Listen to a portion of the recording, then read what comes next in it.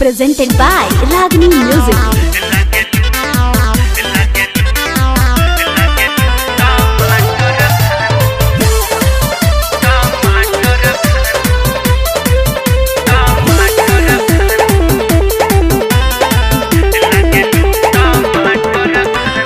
उठावा गुलाब जैसे लागे लुकटीली खोला दे बुजुड़ा लागे जिला आजहिली।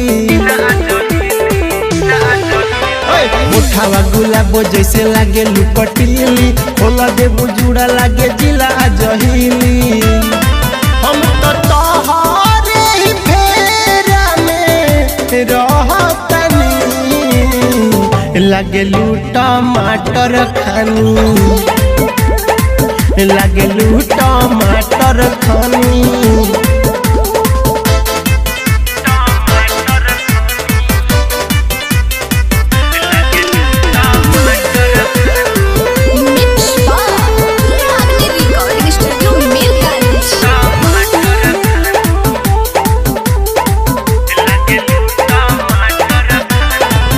मधय से छला केला उठावा के लाली लागत लेली जान कनवा के बहाली।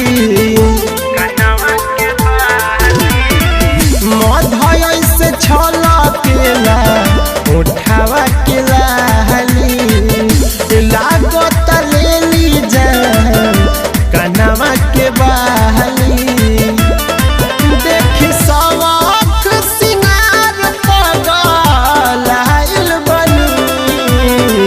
लागलू टमाटर खानी लागलू टमाटर खानी।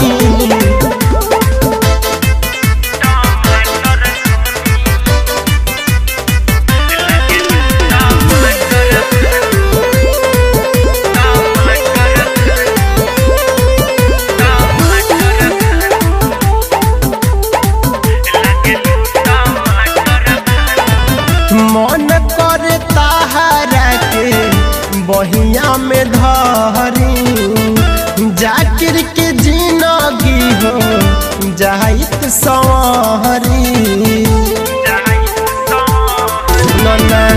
मन करे ताहरा के बहिया में धरी जाकिर के जिंदगी हो जाइत संवरी।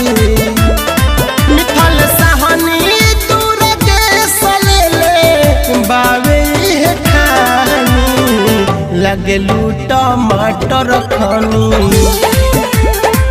लागलू टमाटर खानी।